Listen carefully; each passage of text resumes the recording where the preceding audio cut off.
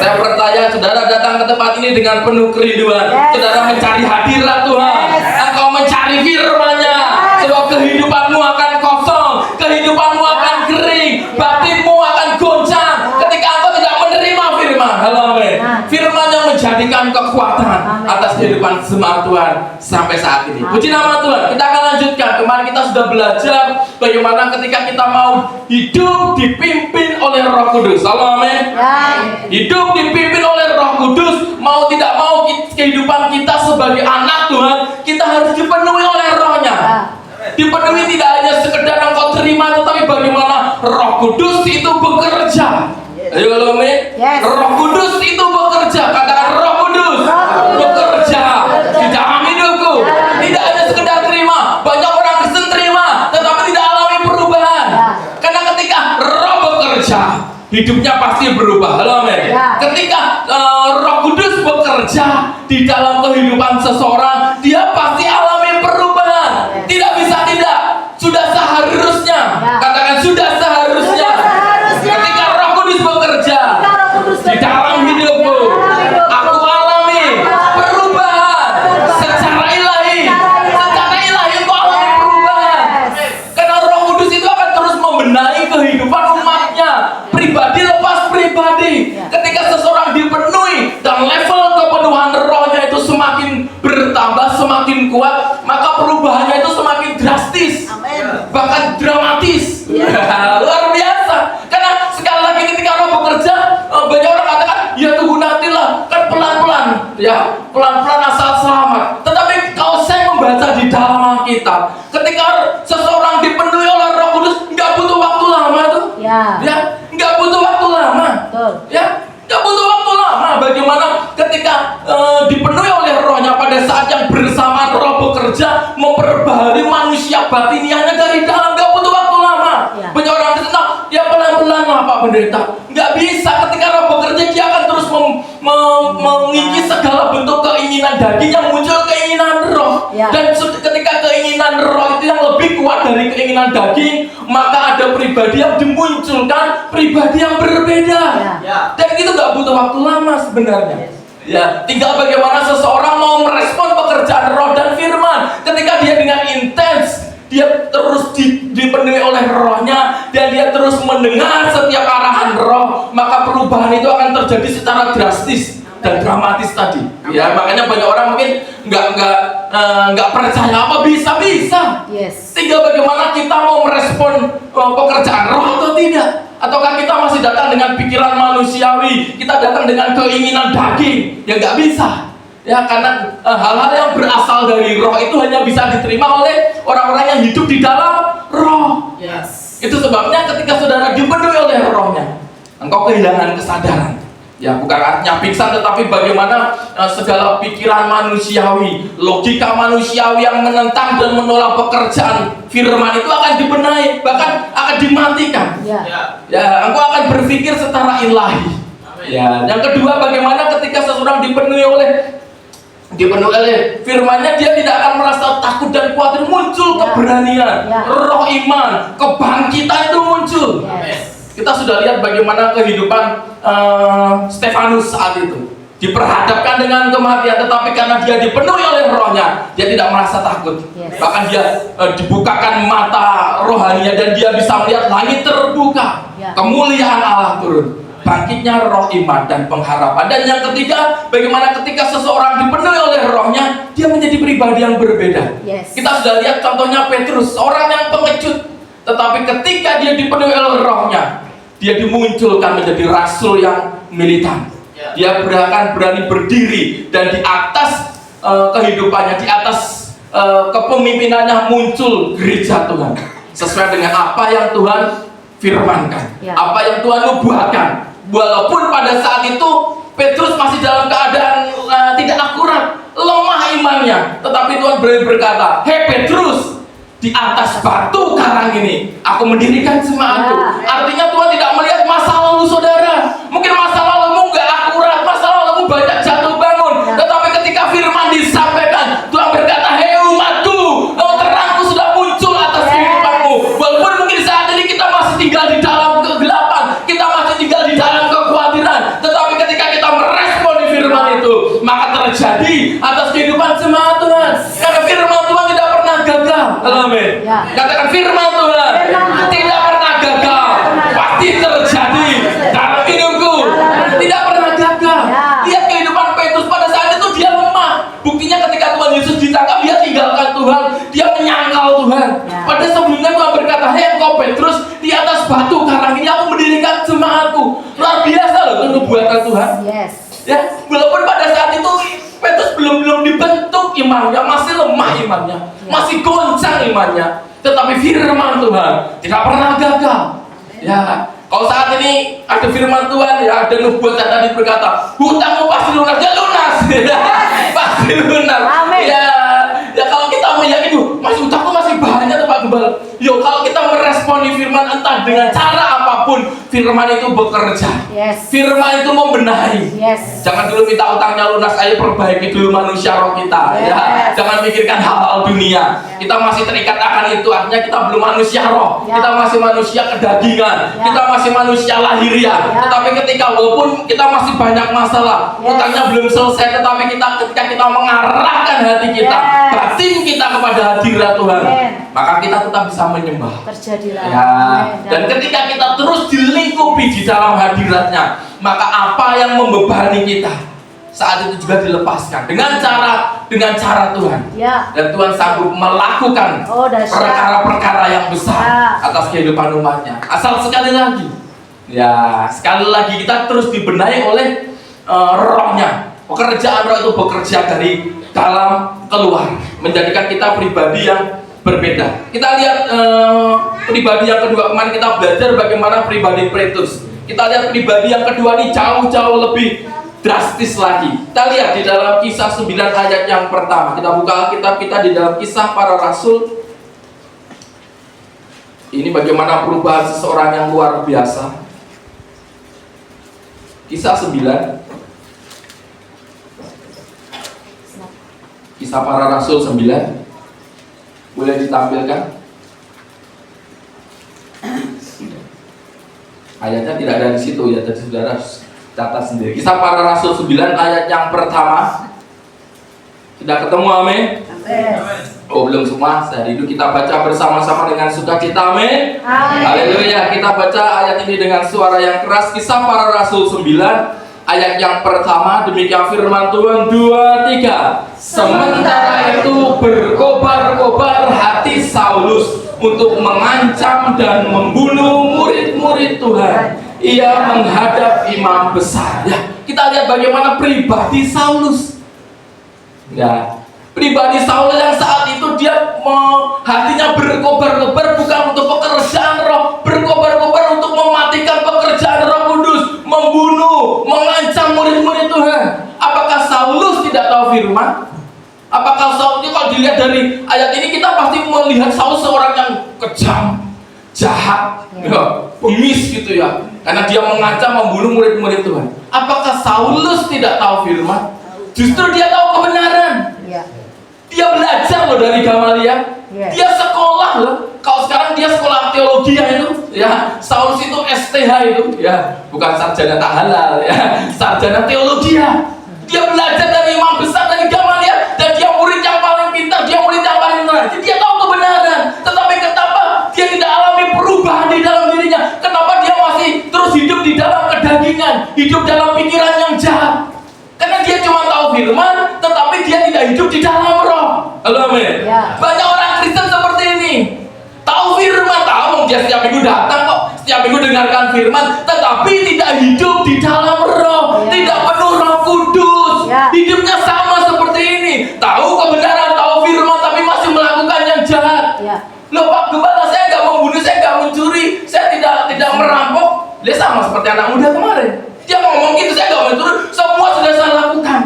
Tetapi kita belum bisa melepaskan kesenangan duniawi. Kita masih mengikat diri dengan kesenangan diri sendiri. Itu juga suatu kejahatan. Ya, kita masih seperti manusia cetakan lama. Ya, tidak tahu berterima kasih. Apalagi kemarin memberontak terhadap orang tua. Ya, apalagi tidak suka hal-hal yang rohani. Itu kejahatan. Ya, jangan dikira cuma membunuh merampok, sudah disampaikan kok.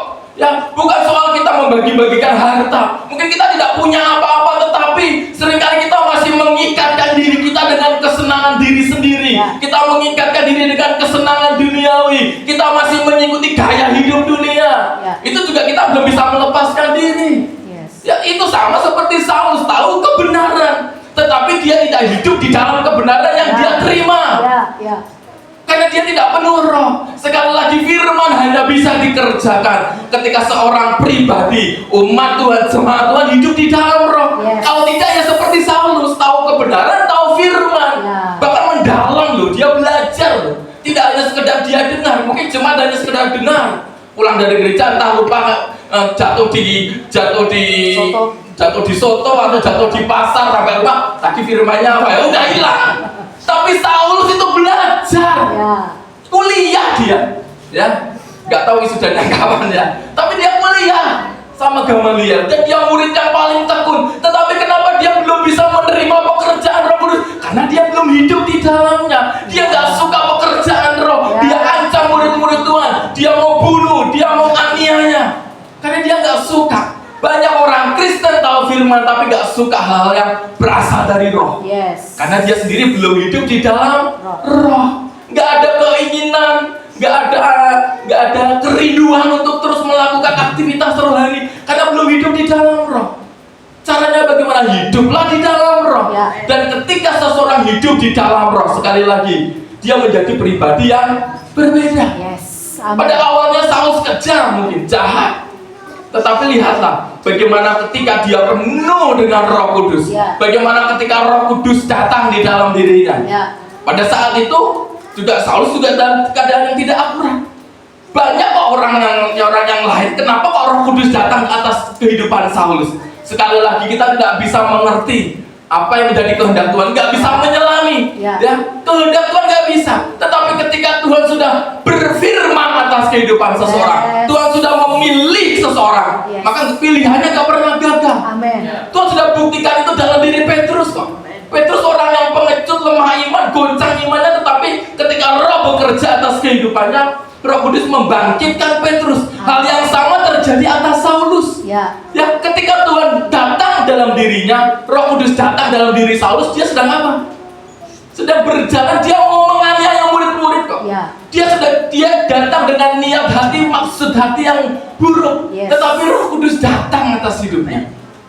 Kita buka di dalam Kisah 9 ayat yang ke-17.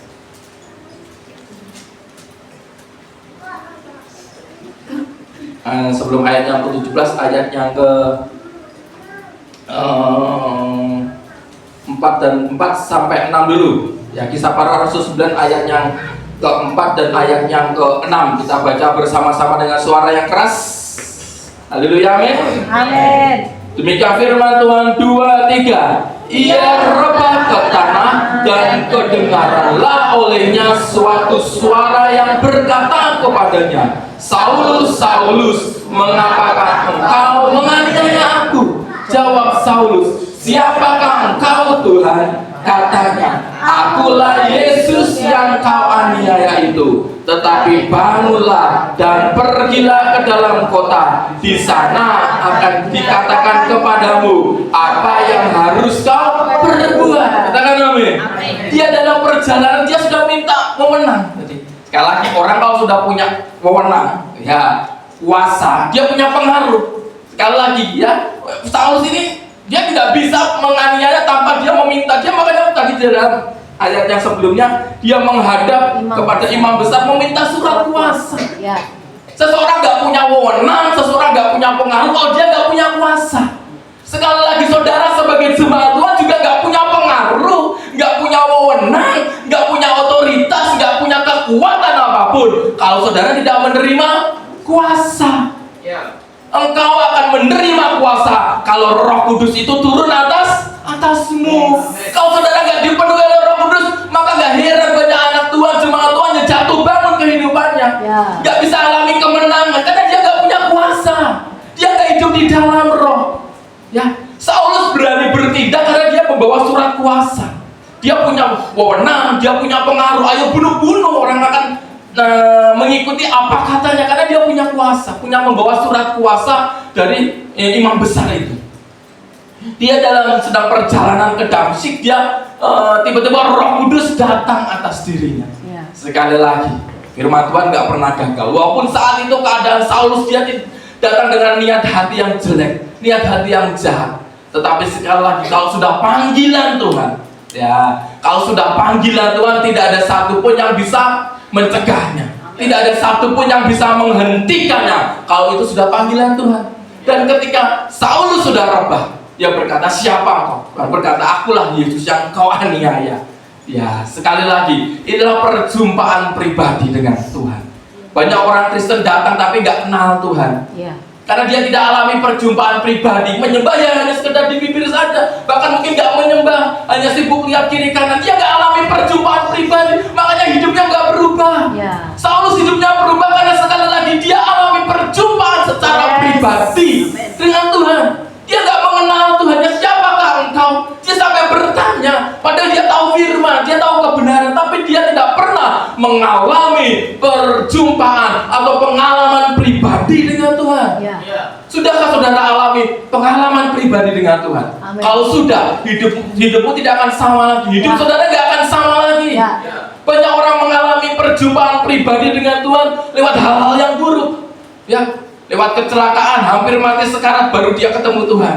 Wah, baru dia alami perjumpaan. Atau sudah di ruang ICU dalam keadaan mau dioperasi, baru dia alami perjumpaan. Apakah harus seperti itu? Tidak. Nah, kan enggak. Yes. Tuhan mau umatnya mengenal dia dengan penuh kerinduan tanpa harus melalui hal-hal yang buruk. Ya. Saulus harus alami, dia jatuh dulu, dia rebah dulu, bahkan dia kehilangan penglihatannya, dia buta, baru alami perjumpaan pribadi dengan Tuhan. Dan lewat perjumpaan pribadi itulah dia alami kepenuhan rohnya. Di dalam ayat yang ke-17 kita baca bersama-sama.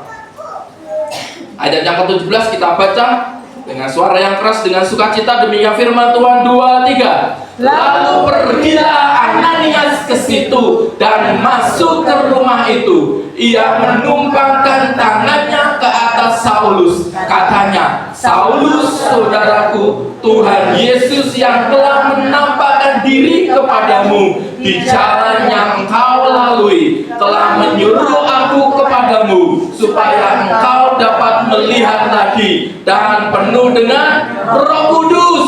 Haleluya, amin. Yes, amin. Ya, Ananias saja ketika firman Tuhan datang mengutus dia untuk mengurapi Saulus, dia berkata, "Loh Tuhan, nggak salah Tuhan." Ya karena sekali lagi ketika sudah panggilan Tuhan, mungkin kita nggak bisa menyelami dengan akal pikiran kita. Ya, ada banyak orang yang masa lalunya kelam, tetapi ketika firman sudah datang, firman sanggup membenahi. Ananias sebagai hamba Tuhan memang sempat mempertanyakan, Tuhan, dari sekian banyak orang Tuhan, kenapa harus Saulus Tuhan? Kan ada yang lebih baik, orang yang baik hatinya. Sudah dengan kejahatan Saulus ini, kenapa kok Tuhan memutus dia? Sekali lagi, kita nggak pernah mengerti dan menyelami pekerjaan Tuhan. Ya. Tetapi yang kita tahu, ketika Roh Kudus sudah turun atas hidup seseorang, Ya. maka hidupnya berubah. Amin. Ketika Ananias datang, ya untungnya Ananias ini seorang hamba Tuhan yang dengar-dengaran. Ya, ada banyak hamba Tuhan gak dengar-dengaran. Ketika Tuhan katakan, aku mau pakai dia, jangan Tuhan. Wah, dia hidupnya masih berantakan, Tuhan jangan dulu. Ya, tetapi Ananias ini hamba Tuhan luar biasa, hamba Tuhan yang dengar-dengaran. Yes. Akan pekerjaan Roh Kudus. Sebab itu, ketika dia menumpangkan tangannya, dia mengimpartasikan rohnya atas kehidupan Saulus, Saulus berubah. Yes. Karena sekali lagi, Ananias sudah hidup di dalam pekerjaan roh. Amin. Ya, ketika dia mengimpartasikan roh itu atas hidup seseorang itu berubah. Yes. Karena dia dengar-dengaran. Dia tidak menyangkal atau dia tidak dengan kebenarannya sendiri. Tuhan nggak bisa Tuhan, masih banyak yang lain Tuhan, jangan Saulus, jangan jahat. Tapi lihatlah Ananias, orang yang hidup di dalam roh, dia tidak akan pernah mempertanyakan ya keputusan roh. Lihat Maria, ya dia berkata, Tuhan jadilah sesuai kehendak-Mu Tuhan, sebab aku ini hamba-Mu. Yes. Ya, orang yang hidup di dalam roh tidak akan pernah meragukan atau mempertanyakan pekerjaan Roh Kudus, walaupun secara logika itu tidak masuk akal. Karena sekali lagi dia sudah kehilangan logika manusiawinya. Kalau Ananias masih memakai logika manusiawi, dia nggak akan berjalan menemui Saulus, nggak akan. Dia akan terus menyangkal, bukan Tuhan, bukan Saulus kok. Ya, karena nggak mungkin Tuhan memakai orang jahat. Itu logika manusia. Sekali lagi, orang yang sudah hidup di dalam pekerjaan roh, dia tidak akan pernah meragukan dan tidak akan pernah mempertanyakan setiap perintah Allah. Dia akan dengan taat melakukan, taat dan setia melakukan apa yang Tuhan perintahkan. Dan Ananias datang menjumpai Saulus, dia menumpang tangan, dan ketika itulah Saulus penuh dengan Roh Kudus. Ada impartasi roh yang dicurahkan atas kehidupan Saulus. Dan tidak tunggu waktu lama. Apakah tunggu 2-3 tahun Saulus baru berubah? Enggak tunggu waktu lama. Makanya saya katakan, kalau seseorang sudah hidup di dalam roh dan roh bekerja secara kuat, Roh Kudus teraktivasi atas kehidupan seseorang, hidupnya akan berubah secara drastis, dramatis kok hidup Saulus. Dari seseorang yang jahat, seseorang yang mau membunuh, tapi ketika dia alami perjumpaan dengan Allah, dan tidak hanya sekedar perjumpaan itu mengantarkan dia bertemu dengan seseorang yang diurapi oleh roh, dan dia alami impartasi roh. Pada saat itulah kehidupan Saulus itu alami perubahan. Baca di dalam ayat yang ke 28.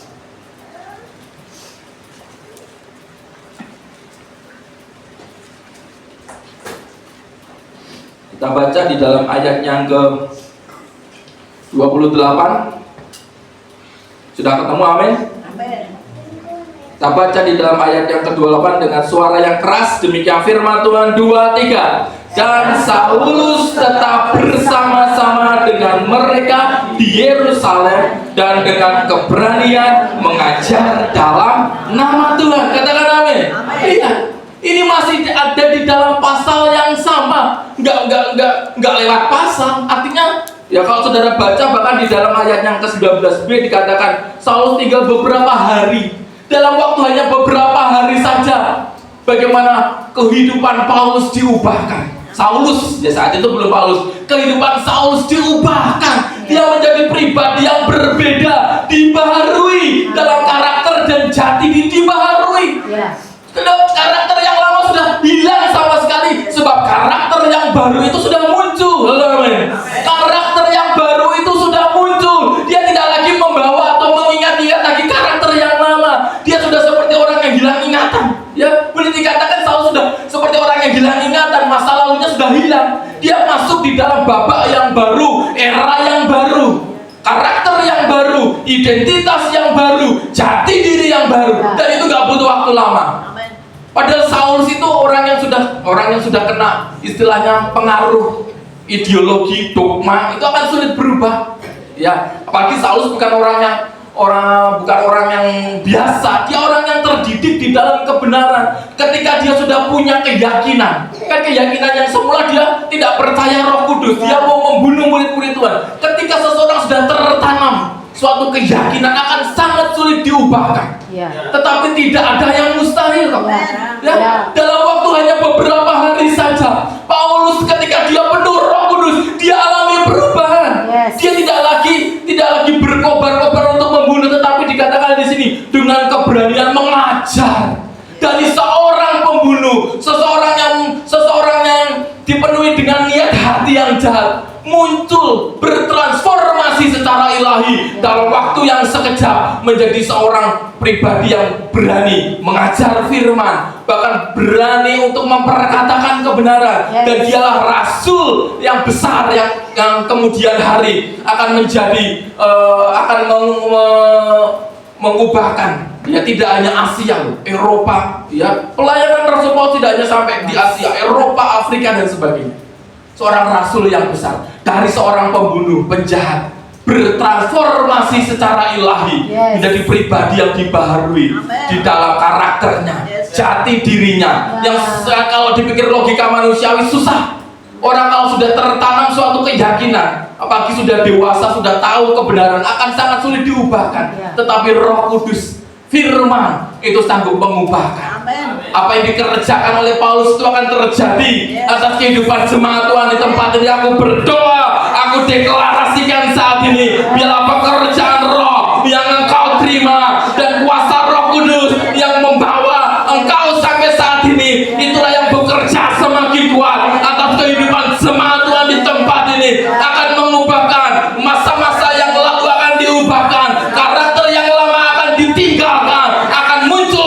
pribadi yang baru, yaitu pribadi yang berotoritas, pribadi yang memiliki kuasa, yang berasal dari Roh Kudus. Mentalitasnya, jati dirinya, karakternya akan dibaharui secara drastis, secara dramatis. Engkau alami perubahan di dalam hidupmu. Terjadilah di dalam nama Tuhan Yesus. Yang percaya katakan amin. Harus terjadi, katakan harus terjadi. Gak mungkin tidak. Nah, kalau Saulus saja seseorang yang sudah tertanam atau sudah menerima ideologi yang salah sejak masa kecilnya saja bisa alami perubahan kok. Amin. Apalagi kita. Ya, sudah seharusnya jemaat Tuhan di tempat ini terus bertransformasi secara drastis. Harus. Ya, manusia yang lama sudah ditinggalkan kata Tuhan. Engkau tidak lagi hidup di dalam keinginan daging. Engkau tidak lagi hidup di dalam karakter dan hidup yang lama. Engkau sudah dipulihkan. Jemaat Tuhan sudah dipulihkan ketika engkau menerima Roh Kudus. Gak butuh waktu lama seharusnya. Makanya saya heran ketika ada orang Kristen bertahun-tahun ikut Tuhan gak alami perubahan hidupnya. Karena sekali lagi dia tidak betul-betul membuka akses Roh Kudus. Paulus membuka akses. Ya, kalau dia tidak membuka akses, dia tidak akan alami perubahan. Saulus membuka akses di dalam hidupnya, dan dia alami perubahan. Diawali dari identitasnya dibaharui dari Saulus menjadi Paulus. Dan identitas itu akan mengikuti. Ketika identitasnya dibaharui, karakternya, jati dirinya dibaharui. Ketika karakternya dibaharui, yang berubah apa? Destiny. Jalan hidupnya. Banyak orang Kristen minta, oh Tuhan, ubah jalan hidupku Tuhan. Tapi gak mau terima firman, gak mau terima Roh Kudus, gak mau dibetulkan, gak mau dikoreksi.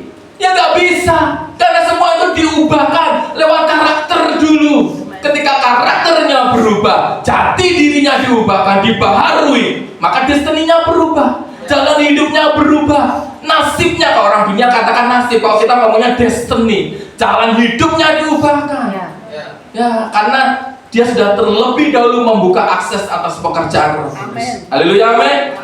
Ayat yang terakhir ini ayat yang dahsyat. Saya minta tolong disiapkan dalam versi firman Allah yang hidup, yang bawa smartphone atau HP, saya minta tolong. Mazmur 104 ayat yang ke-30. Di depan ada ayatnya. Mazmur 104 ayat yang ke-30. Ini Bapak Ibu Saudara boleh pakai ayat ini sebagai ayat emas atau ayat yang mengubahkan, membangkitkan kita. Mazmur 104 ayat yang ke-30. Mazmur 104 ayat yang ke-30.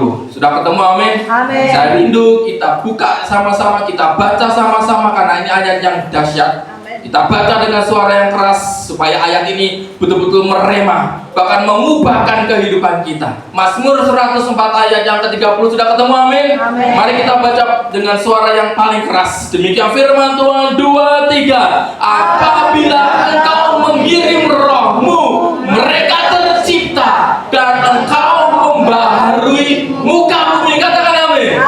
Kalau di dalam terjemahan baru memang tidak sedahsyat, tapi coba dibacakan di dalam versi firman Allah yang hidup, saudara akan menerima suatu pemahaman yang berbeda. Saya minta tolong dibacakan. Ada? Oh ya, minta tolong. Ya, Bapak Ibu Saudara, perhatikan ini, dengarkan ayat ini. Kemudian engkau mengirimkan rohmu. Kemudian engkau, Tuhan, mengirimkan rohmu. Lanjut. Maka lahirlah hidup yang baru. Maka lahirlah hidup yang baru.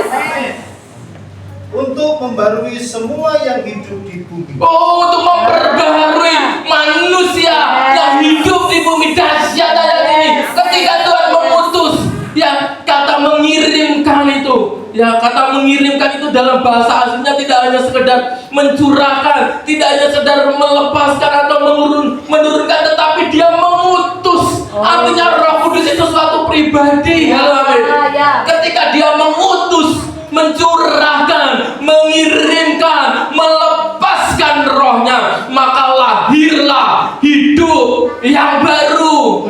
Ini sudah suatu rumus yang tidak bisa diubahkan. Ketika seseorang menerima Roh Kudus, maka muncul dan lahirlah hidup yang baru, tercipta pribadi yang baru, dijadikan sama seperti ciptaan yang semula. Kalau saudara baca juga di dalam terjemahan lama, ya ejaan lama, dikatakan di situ, jika engkau menyuruhkan rohmu, artinya Roh Kudus itu adalah suatu pribadi.